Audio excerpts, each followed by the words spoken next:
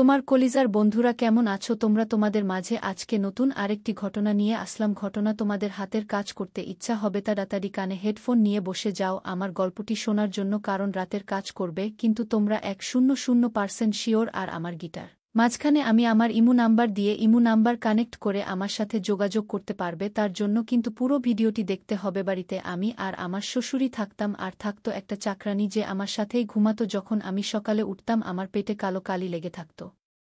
আমি অবাক হয়ে যেতাম যে এটা কি করে হলো। একদিন আমি আমার কাজের মেয়েটিকে ঘুমের ওষুধ খাইয়ে আমার জায়গায় তাকে শুইয়ে দিলাম, আর আমি নিজে ঘরের মধ্যে লুকিয়ে গেলাম। আর কিছুক্ষণের মধ্যেই আমি দেখলাম আমার শ্বশুর আমাকে ভেবে সেই কাজের মেয়েটির সাথে হ্যালো বন্ধুরা, কেমন আছেন সবাই? আশা করি সবাই ভালো আছেন, আমিও ভালো আছি তোমাদের ভালোবাসায়। বন্ধুরা, আজকে আমি তোমাদের জন্য নিয়ে আসলাম আরও একটি নতুন গল্প। নতুন নতুন সব রোমান্টিক গল্প শুনতে আমার চ্যানেলটি সাবস্ক্রাইব করে আমার সঙ্গেই থাকুন। আজও আমার পেটে ওই কালো দাগটা আছে। একভাবে 2 দিন ধরে রোজ আমার পেটে এই দাগ নজরে আসছিল। কালো কালির এই দাগ আমাকে ভীষণ চিন্তায় ফেলে দিয়েছিল। কে ছিল সে যে রাত্রিবেলা আমার পেটে এই দাগ লাগিয়ে দিত? আমি যখন স্নান করতাম তখন ওই দাগ হালকা হয়ে যেত। প্রথমবার যখন আমি ওই দাগ দেখেছিলাম তো ভাবলাম যে হয়তো কোথাও থেকে লেগে গিয়েছে, কিন্তু ওই দাগটাই রোজ আমার পেটে আমি দেখতে পেতাম। এবার তো আমার মনে সন্দেহ আসতে লাগল, কিন্তু আমি সন্দেহ করলেও কাকেই বা করব আমার ঘরে আমি ছাড়া? আর দুটো মানুষই তো ছিল, এক আমার শ্বশুর, দ্বিতীয় কাজের মেয়েটি যে কিনা আমারই বয়সী ছিল। ব্যাপারটা কিছু এরকম ছিল যে আমার বিয়ের পরেই আমার বরকে বাইরে যেতে হলো, কেননা সে ওখানেই চাকরি করত। আমার শ্বশুর বাড়িতে শুধু আমার শ্বশুর ছিল, শাশুড়ির তো প্রথমেই মৃত্যু হয়ে গিয়েছিল। আর আমার বর দীপক তার মা বাবার একমাত্র ছেলে ছিল, কিন্তু চাকরি করত অন্য দেশে। আর আমাকে বলতো যে তোমার ভিসা তৈরি করিয়ে তোমাকেও আমি বাইরে ডেকে নেব। আমার বরের বাইরে চলে যাওয়ার পর আমি ভীষণ উদাস থাকতাম। ঘরে একটা কাজের মেয়ে ছিল যে দিনরাত এখানেই থাকতো, না হলে তো আমি আর আমার শ্বশুর একাই ছিলাম। লোক বিভিন্ন রকম কথা যাতে না বলে, এজন্যই আমার বিয়ের কিছুদিন আগে থেকেই একটা কাজের মেয়েকে দিনরাতে থাকার জন্য রেখে নেওয়া হয়েছিল, যেসব কাজ করত আর রাত্রিরে আমার সাথে ঘুমত। সেও নিজেও যুবতী মেয়ে ছিল। প্রথমে তো আমার শ্বশুরের বেশিরভাগ সময় ঘরের মধ্যেই কাটত, অথবা আরাম ঘরে টিভি দেখে কাটত। কিন্তু আরাম ঘরেও সে তখনই আসত যখন তার সকালের খাবার খাওয়ার সময় হতো অথবা কোনো দরকার হতো। আমার শ্বশুর ভীষণ অন্যরকমের মানুষ ছিল। খাবার খাওয়ার আগে হাত দুটো 1-5 মিনিট ধরে ধুয়েই যেত, তারপর বারবার হাতটাকে শুকতো আর বলতো কি জানি কোন হাতটা ঠিক করে ধোয়া হয়েছে আর কোনটা ধোয়া হয়নি। তারপর খাবার খেতে গিয়ে টিভি দেখতে দেখত আমার সাথে। সে বেশি কথা বলতো না, যদি কোনো কাজ থাকত তখনই আমাকে ডাকত, না হলে আমাকে সে কখনোই ডাকত না। আমি পুরোদিন সেই কাজের মেয়েটিকে দিয়ে ঘরের কাজ করাতাম আর তার সাথে কথাও বলতাম। প্রথম 2 মাস তো আমার এভাবেই কেটে গেল। দীপকের সাথে আমার প্রতি 2 দিন অন্তর অন্তর কথা হতো। আমি প্রত্যেক তাকে আমার ভিসার কথা জিজ্ঞাসা করতাম, কিন্তু সে বলতো যে আমি চেষ্টা করছি। যখনই আমি কাজের মেয়েটিকে আমার শ্বশুরের ঘরে পরিষ্কার করার জন্য বলতাম, সে করত না। সে বলতো দিদি তুমি আমার সাথে চলো, সাহেবকে দেখে আমার খুব ভয় লাগে। বারবার সে আমাকে দিয়ে বিছানার চাদর বদলান, কখনো আবার ঝাড়ু দিতে বলে যে তুমি ঠিক করে ঘর পরিষ্কার করো না। আমি কাজের মেয়েটির কথায় হাসতে লাগলাম আর বললাম যে এটা তার একটা বাতিক। তখন কাজের মেয়েটি বলতে লাগলো, না না দিদি, আমার তো ওনাকে একটু কামুক বলে মনে হয়, তার নজর খুব একটা ভালো না। তুমি কি জানো, কাল আমাকে সে বলল এত গরম আমার ঘরে, আমি স্নান করতে যাচ্ছি, তুমি চাইলে নিজের ওড়না সরিয়ে কাজ করতে পারো। তার এই কথাটা আমার অদ্ভুত লাগলো। তাকে তো আমি এই কথাটা বলে এড়িয়ে গেলাম যে তোমাকে মেয়ে ভেবে হয়তো এরকম কথা বলে দিয়েছে। তখন কাজের মেয়েটি বলতে লাগলো, বিভিন্ন বাড়িতে বিভিন্ন রকম লোকেদের সাথে কাজ করেছি, সবার নজর আমরা খুব ভালো করে জানি দিদি। তারপর সে রান্নাঘরে চলে গেল। আমি ওই কথাটা ভুলে গিয়েছিলাম, কিন্তু এবার আমার সাথে খুব অদ্ভুত ঘটনা ঘটতে থাকলো। আসলে সে কি ছিল যে আমার পেটে কালো রঙের এভাবে দাগ লাগাত, আর আমি বুঝতেও পারতাম না। রাতে আমি দেরি পর্যন্ত জেগে থাকতাম। আমার কাজ করার মেয়েটি আমারই ঘরে মেঝেতে বিছানা পেতে ঘুমাত। রাত 2টো পর্যন্ত আমি জেগে থাকতাম, কিন্তু তারপর আমার ঘুম পেয়ে যেত।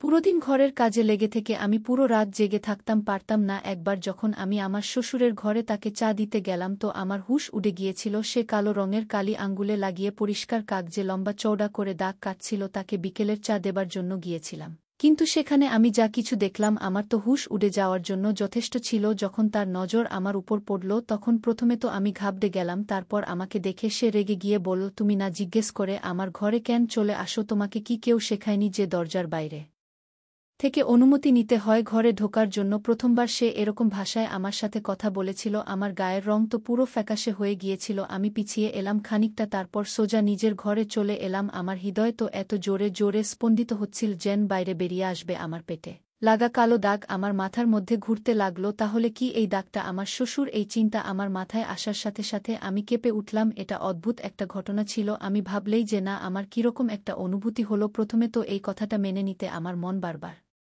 মানা করছিল, কিন্তু একটা না বদলে যাওয়া সত্যি হলো এই যে আমার পেটে এই দাগটা হতেই থাকত, আর আমার শ্বশুরও সেই রঙের কালি সাদা কাগজে নিয়ে আঁকিবুকি কাটত। একবার আমি আমার ঘর থেকে বেরিয়ে রান্নাঘরে গেলাম, তখন আমার শ্বশুর কাজের মেয়েটির একদম পেছনে দাঁড়িয়েছিল। মেয়েটি খুব মন দিয়ে বাসন ধুচ্ছিল, আর শ্বশুর এত তার কাছে এসে গিয়েছিল যে হয়তো কয়েক ইঞ্চিরই দূরত্ব ছিল। আমার এই ব্যাপারটা খুব অদ্ভুত লেগেছিল। এর মানে ওই কাজের মেয়েটি কি সেদিন ঠিকই বলছিল যে আমার শ্বশুরের নজর আর তার মানসিকতা ঠিক নয়। আমি রান্নাঘরে চলে গেলাম আর আমি আমার শ্বশুরকে বললাম যে বাবা আপনি নিজের ঘরে চলে গেল। কাজের মেয়েটিও সেখানে দাঁড়িয়ে দাঁড়িয়ে সমস্ত কথা শুনছিল। সে বলতে লাগল, দিদি তুমি একদম ঠিক করেছ। তুমি কি সাহেবের বউ নাকি যে তুমি ঘণ্টার পর ঘণ্টা তার সাথে কথা বলবে? কাজের মেয়েটির কথা আমার কাছে ঠিক মনে হলো। তার সাথে আমার কিবা সম্পর্ক আছে? আমি তার সাথে কেন কথা বলতে যাব? আমি ভাবলাম ভালোই হলো, সে আমার প্রতি রাগ করেছে, অন্ততপক্ষে আমাকে বিরক্ত করবে না। কিন্তু যেটা আমার সাথে রাত্রিরে হলো তাতে আমি ভীষণ ভয় পেয়ে গেলাম। সকালবেলা আমার পেটে আবার কালো রঙের দাগ লেগেছিল। কাজের মেয়েটি এখনো পর্যন্ত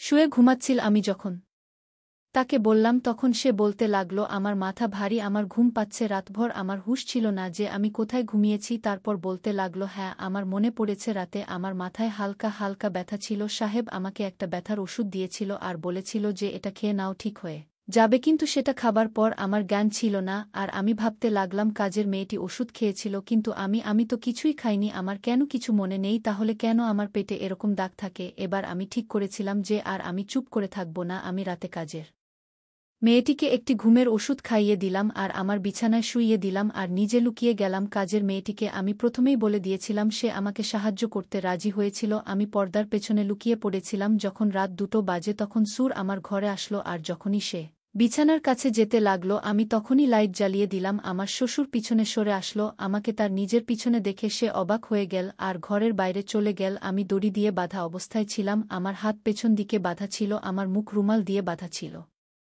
আমার চোখে ছিল কিছু না করে উঠতে পারার কারণে জল। অন্য একটা চেয়ারে আমার শ্বশুর বসেছিল, তাকেও দড়ি দিয়ে বাঁধা হয়েছিল। সামনে 2 লোক দাঁড়িয়েছিল আর আমার আলমারি থেকে সমস্ত সোনা বের করা হচ্ছিল। ওই কাজের মেয়েটি ওদের সাথে দাঁড়িয়েছিল। সে বলতে লাগলই সমস্ত খেলা ওই মেয়েটির রচনা করা, সে তার দেশে কবেই সমস্ত জিনিসপত্র নিয়ে চলে যেতে পারত, শুধুমাত্র আমার ভরসা জিততে চেয়েছিল সে জেনে শুনেই আমার মনের মধ্যে আমার শ্বশুরের বিরুদ্ধে সন্দেহ ভরতে থাকত। আমার পেটের দাগ সে নিজেই করত আর আমার শ্বশুরের কাছে আমার বিরুদ্ধে কথা লাগাত যে তোমার বৌমা ভালো নয়, তোমাকে সময় দিতে সে রাজি হয় না, সে তোমার কোনো কথাও শোনে না। সে খুব ভালো করেই জানত যে আমার শ্বশুর একটু সন্দেহ বাতিগ্রস্ত, এজন্যই সে তার সামনে ইচ্ছা করে ঝাড়ুর হাতেই বাসন মাজতে শুরু করে দিত। সে চাইছিল আমরা শ্বশুর বৌমা ঝামেলার মধ্যে জড়াই আর সে নিজের কাজ করে নিয়ে। যখন আমি ওকে নিজের প্ল্যান বললাম তখন সে নিজের 2 লোককে ডেকে নীল। মেয়েটি কোনো ঘুমের ওষুধ খায়নি, সে আমাকে আর আমার শ্বশুরকে একই ঘরের মধ্যে জড়ো করতে চেয়েছিল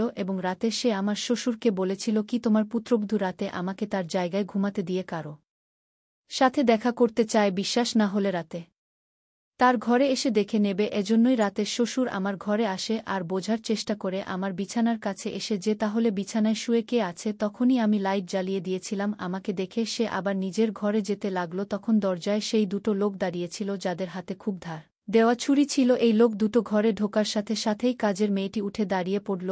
আমরা শ্বশুর আর বৌমা দড়ি দিয়ে বাঁধা অবস্থায় ছিলাম আর তারা সবকিছু চুরি করতে লাগল আমাদের সামনেই। এমন সময় হঠাৎ করে সেই তাতেই আমাদের সারপ্রাইজ দিতে দীপক বাড়ি চলে আসলো। সে যেই না ঘরে পৌঁছাল, ঘরের মেইন গেট খোলা ছিল দেখে সে একটু ভয় পেয়ে গিয়েছিল। যখন সে ভিতরে আসলো তখন 2 লোকের আওয়াজ শুনতে পেয়ে বুঝতে পারল যে কোনো চোর ঘরের মধ্যে ঢুকে গেছে। তখন সে ঘাবড়ে গিয়ে শিশুরের ঘরে ঢুকে পুলিশকে ফোন করে দিয়েছিল। কিছুক্ষণের মধ্যেই পুলিশ এসে পৌঁছল আর আমরা খুব বড় ঝড়ের হাত থেকে বেঁচে গিয়েছিলাম। আমার শ্বশুর এরপর দীপককে অন্য শহরে যেতে বারণ করে দিল যে আমরা কম পয়সায় ঠিক চালিয়ে নেব, কিন্তু কোনো কাজের মেয়েকে দিনরাত নিজের ঘরে রাখব না। তারা ঘরের অনুপ্রবেশকারী হয় আর সুযোগ পেলেই তাদের নিজের কাজ সেরে নেয়া। আমার বিয়ের 5 বছর হয়ে গেছে, আমার 2টি সন্তান আছে, তবে ঘরের সব কাজ আমি নিজেই করি। এমনকি আমার স্বামী একজন কাজের মেয়েকে ঘরের কাজে রাখতে চাইলেও আমি তা সরাসরি বারণ করি। বন্ধুরা, গল্পটি কেমন লাগলো তা কমেন্টে বলে যেও। এইরকম নিত্য নতুন রোমান্টিক গল্প পেতে আমাদের চ্যানেলটি